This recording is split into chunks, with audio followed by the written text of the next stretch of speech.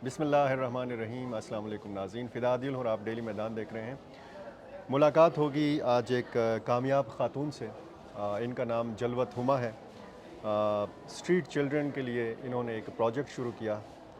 लिख नहीं सकते, बना तो सकते हो। इनका तारुफ़ आपके साथ है, मज़ीद तारुफ़ इनसे जानेंगे और इनसे ये भी जानेंगे कि कैसे इन्होंने ये स्ट्रगल की, कैसे इस मकाम तक पहुँची और वो क्या ऐसी चीज़ थी कि जो इस शोबे की तरफ जलवत हुमा साहिबा आपको लाई। जी। बिस्मिल्लाहिर्रहमानिर्रहीम। अस्सलाम वालेकुम। मेरा नाम जलवत हुमा है। मैं रंगीत वेलफेयर ऑर्गेनाइजेशन की चेयरपर्सन हूँ।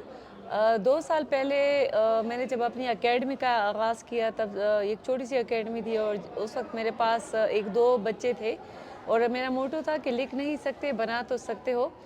तब मुझे ख़ुद भी इतना पता नहीं था कि आगे जाके एक पूरी ऑर्गेनाइजेशन बन जाएंगी और अल्लाह ताला का शुक्र है कि जिस पोजीशन पे आज हम हैं तो वो मैं बिल्कुल भी उस वक्त एक्सपेक्ट नहीं कर रही थी, क्योंकि काफ़ी सारे चैलेंजेस का सामना मुझे स्टार्ट में ही करना पड़ गया था कि जैसे मैं ब्रश के ज़रिए से बच्चों को एक ताकत देना चाहती थी और नो डाउट कि हम पेन की ताकत को तो चैलेंज नहीं कर सकते, बट मैं चूँकि आर्टिस्ट थी और आर्ट के ज़रिए मैं अपने आर्ट को प्रमोट करना चाहती थी और स्किल्स पे काम करना चाहती थी।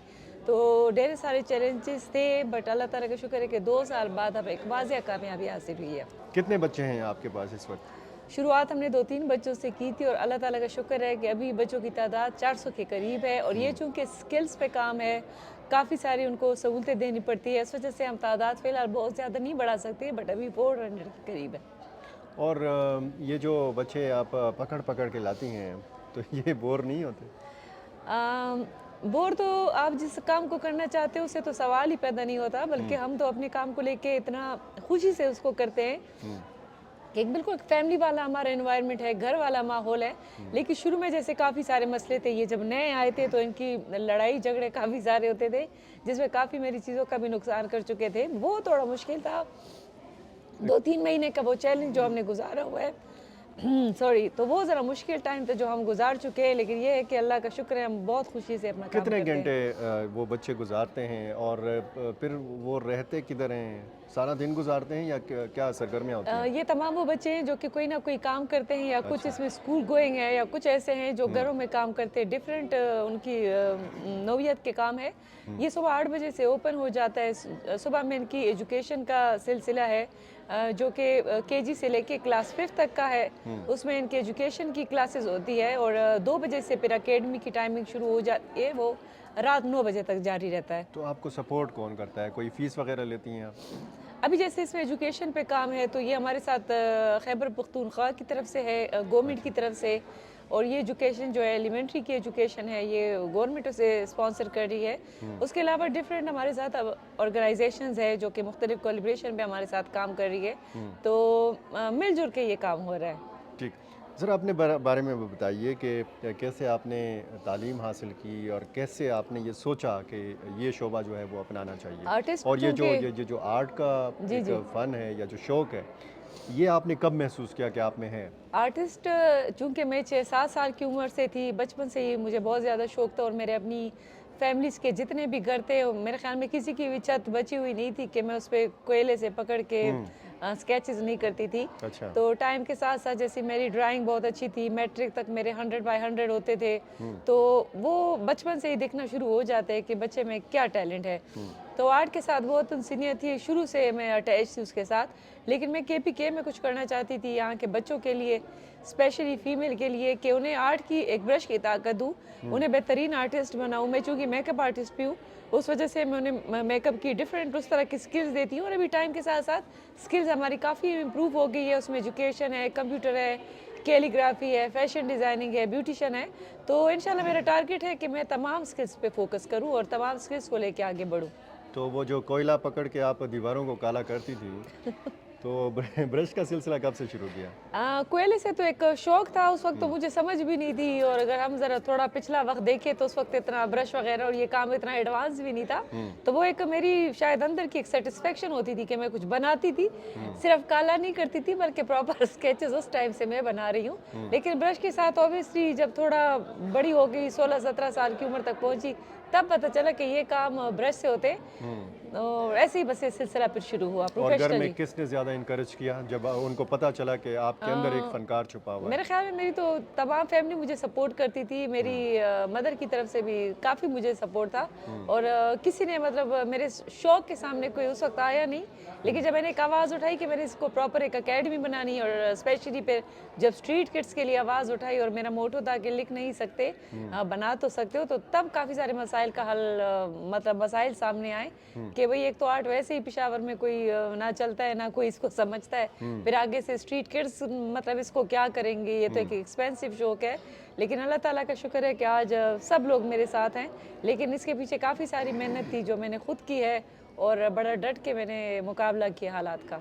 ठीक, हालात का मुकाबला किया, किस किस्म के हालात का आपने सामना किया?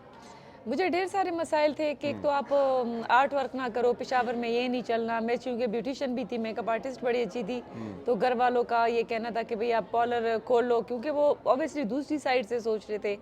तो ये चैलेंजेस थे। फिर जब मीडिया के सामने मैं आई तो वो एक और मसले पैदा हो गए कि भाई ये तो हम तो पठान हैं और लोग क्या कहेंगे। लेकिन उन तमाम चीज़ों को मतलब मैंने फेस किया और अल्लाह तो ताला जब का आप शुक्र है। मीडिया में आईं और ये सारी चीज़ें आपने फेस की, तो लोगों ने क्या कहा?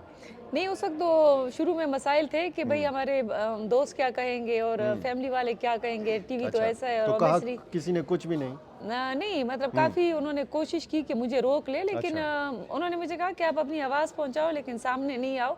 तो आप अगर सामने नहीं आओगे, आप बात खुद नहीं करोगे, लोगों को मोटिवेट नहीं करोगे, तो ये मसला तो कभी भी फिर हल नहीं हो सकता। ठीक। तो मैं आर्टिस्ट थी, मुझे फ्रंट लाइन पे आना था, लेकिन इसके लिए मैंने काफ़ी मतलब अपने आप को चेंज करने की कोशिश की कि कोई बिलावजह ऐसी बात ना हो जाए कि उनके लिए मतलब मसला बन जाए या सर झुक जाए।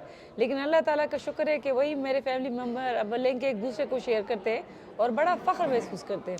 वो आपने फरमाया कि 2 साल से आपने ये काम शुरू कर रखा है, तो इन 2 सालों में कितने बच्चे ऐसे हैं कि जिनके अंदर का फ़नकार आपने इसको पॉलिश किया और आज कोई बच्चा इस काबिल है कि वो कुछ बना सकता है और अच्छे तरीके से बना सकता है और इसी आर्ट की बुनियाद पर वो आगे जाके अपना मुस्तकबिल बना सकता है? माशाल्लाह मेरे 24 ऐसे बच्चे हैं जो कि बिल्कुल फ्रंट लाइन पे आए हैं। अब अच्छा। ऑब्वियसली सब तो मतलब आर्टिस्ट नहीं बन सकते, उस वजह से हमारी बाकी भी जो स्किल्स है उस पर भी हम बड़ी तेज़ी से काम कर रहे हैं और बाकी तमाम वो बच्चे जो आर्टिस्ट बन चुके हों अब बाकी स्किल्स पे वो फोकस कर रहे हैं।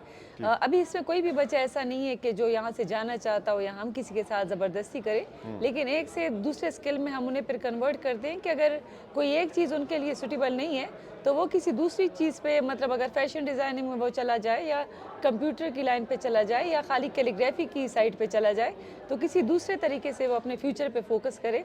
लेकिन 24 ऐसे बच्चे हैं जिनका अल्लाह ताला का शुक्र है, जिनका काम हम अभी तक 5 एग्जीबिशंस कर चुके हैं, जिनमें पेशावर यूनिवर्सिटी है अच्छा। और केएमसी है और हमारा अफगान कमिश्नरेट है, वहाँ पे हमारे प्रॉपर इवेंट्स हुए हैं जिन्हें माशाल्लाह बड़ी कवरेज भी मिली है और इनका काम इस तरह से डिस्प्ले पे आता है और फिर सेल आउट होता है।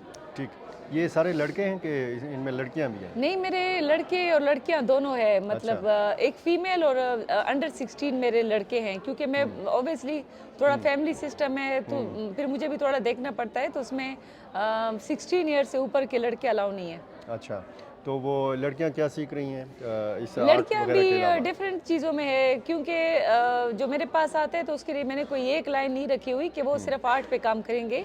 मतलब जितनी मेरी लड़कियां हैं या लड़के बच्चे बच्चियां, तो वो जितना वो आर्ट को सीख रहे हैं उतना ही वो कंप्यूटर को सीख रहे हैं। अच्छा। उसी के साथ हम म्यूज़िक की क्लासेस देते हैं, उसके साथ उनकी फैशन डिज़ाइनिंग है। तो वो तमाम चीज़ें जो डेज़ के हिसाब से हमने डिवाइड की है, हम वो बच्चों को तालीम प्रोवाइड करते हैं। और ये जो सेंटर है आपका, ये हयाताबाद में है? ये मेरा F31 फेज़ 6 में है और जी। इंशाल्लाह अनकरीब मेरा इरादा है कि सिटी में भी एक ब्रांच की अपनी ऐसी बुनियाद रखूं ताकि वहाँ के हयाताबाद में जो आपका ये सेंटर है, जी जी ये सारे बच्चे आसपास करीब रहते हैं? ये मेरे पास अचीनी बाड़ा की अच्छा। वो नज़दीक है, मतलब बॉर्डर कहूँगी। वहाँ से एक रास्ता जाता है जहाँ से बच्चे सुबह सुबह आते हैं जो मुख्तलिफ वहाँ पे काम करते हैं, घरों में या कचरे कबाड़ का या कूड़े का। तो ये तमाम लोकल के उधर के अपने ही बच्चे। तो जो कचरा कबाड़ वाले बच्चे हैं उनको पहले आप नहलाती धुलाती हैं क्या? नहीं नहीं, मैं उनके उनको साथ उनके हाथ भी गंदे होते हैं तो? उनके साथ हम उसी माहौल में हमने एडजस्ट किया। फिर हमने टाइम के साथ साथ उन्हें समझाया कि हाइजीन हाइजीन क्या है, सफाई क्या है। अल्लाह का शुक्र है, अभी तो मेरे साथ वो जितने इवेंट्स में जाते हैं तो लोग उनकी तारीफ मतलब इतनी करते हैं कि मुझे दिल से खुशी होती है कि जो हमने मेहनत की है वो अब सामने नज़र आ रही है और अब पूरी दुनिया और उन्हें देखती है। इनमें ऐसे बच्चों की अक्सरियत है कि जो पढ़ना चाहते हैं, आगे बढ़ना चाहते हैं, उनको मौक़े नहीं मिले, गुर्बत की वजह से, जी, बहुत सारे दीगर मसाइल की वजह से। ढेर सारे ऐसे बच्चे हैं, लेकिन अल्लाह ताला का शुक्र है कि अभी रंगीत ने उन्हें एक ऐसा डिस्प्ले फराम किया है जहाँ से वो तमाम जैसे अभी रिसेंटली हमने क्रिकेट मैचेस इनके शुरू किए हैं अच्छा। और उन्हें बाकायदा हमारे स्पोर्ट्स के डायरेक्टर्स वगैरह उन्हें स्पॉन्सर कर रहे हैं। बढ़िया अच्छा, अभी हमारा लास्ट इवेंट हुआ है पेशावर यूनिवर्सिटी के GM खान क्रिकेट ग्राउंड में। लेकिन अब लोग आ रहे हैं, सामने बढ़ रहे हैं और हमारा साथ दे रहे हैं। तो वो बच्चे जो कोई भी ऐसी जो उनकी ख्वाहिश थी, जो दबी हुई थी, जो वो अवेल नहीं कर सकते थे, नहीं जा सकते थे, तो वो रंगीत के थ्रू, हमारी एकेडमी के थ्रू उन्हें मिल रही है और वो आगे बढ़ रहे हैं। बुनियादी ताल्लुक़ आपका कहाँ से है और कहाँ तक पढ़ी हुई हैं आप? बुनियादी ताल्लुक मेरा ज़ियारत काका साहब नौशहरा से है और हम बेसिकली मियाँ फैमिली से हैं, तो वो उसकी अपनी रिस्ट्रिक्शंस है। लेकिन अल्लाह का शुक्र है कि अगर आप साबित कदम रहते हो तो आगे बढ़ते हो। तालीम मेरी म्यूनसिपल कॉलेज पेशावर से है और यहाँ से मैंने FEC के बाद मैं जॉब में चली गई थी, एयरलाइन में थी। बाकी पढ़ाई मैंने अपनी प्राइवेटली की थी। अच्छा, तो हमारा एक मखसूस मुआशरा है खैबर पख्तूनख्वा में, बच्चियों को ज़्यादा तालीम हासिल करने के मौक़े नहीं मिलते। तो ये जो आज का दौर है, आपको कोई तब्दीली महसूस हो रही है कि खैबर पख्तूनख्वा बदल रहा है? मेरे ख्याल में अगर हम थोड़ा पॉजिटिवली उसको देखें तो चेंज भी हो रहे हैं, बट कुछ मैं चीज़ों के अगेंस्ट हूँ कि सोशल मीडिया पे कुछ इस तरह चीज़ें होती है जो नहीं होनी चाहिए, जिससे मेरे ख्याल में कि जो हमारी न्यू जनरेशन है, चाहे वो बच्चे हैं या बच्चियाँ हैं, थोड़ा उन्हें हट के फोकस करना चाहिए कि अगर आप कोई अच्छा भी काम करते हो तो आप बहुत आगे बढ़ सकते हो और आप बहुत हाईलाइट हो सकते हो। तो मेरे ख्याल में है कि ज़रूरत इस चीज़ की है कि अच्छे कामों पे फोकस किया जाए। और थोड़ा मैं पेरेंट्स को कहूँगी कि जैसे बच्चों को अगर जब वो हाथ से बिल्कुल ही निकल जाते हैं तो फिर रोना पीटना मच जाता है, लेकिन अगर हम शुरू से थोड़ा फोकस्ड करें कि लड़कियों की डायरेक्शन क्या है, वो किस तरफ जा रही है या लड़के किस तरफ जा रहे हैं, तो मेरे ख्याल में वो बेहतर होगा कि हम खुद इनिशिएटिव लें, थोड़ा अच्छी चीज़ों पे फोकस करें। तो कोई उम्मीद है कि मतलब पूरी उम्मीद रखते हैं कि आने वाले वक्तों में मसाइल हल होंगे और कुछ अच्छी चीज़ें नताइज सामने आएंगे। तो आपकी नज़र में जो सोशल मीडिया का इस्तेमाल है, आज का नौजवान उसको पॉजिटिवली कर रहा है कि नहीं? नहीं, अगर हम देखें तो पॉजिटिवली भी लोग लगे हुए हैं, लेकिन कुछ हम लोग का अपना ट्रेंड भी इस तरह बन चुका है कि जो गलत चीज़ है हम उसको बहुत ज़्यादा प्रमोट करते हैं। ये चीज़ें नहीं करनी चाहिए। और अगर मैं कहूँगी कि मेरी मिसाल सबसे बढ़कर है आगे कि हमने अच्छी एक चीज़ पे फोकस किया और अल्लाह ताला का शुक्र है कि उसको बहुत पजीराई मिली।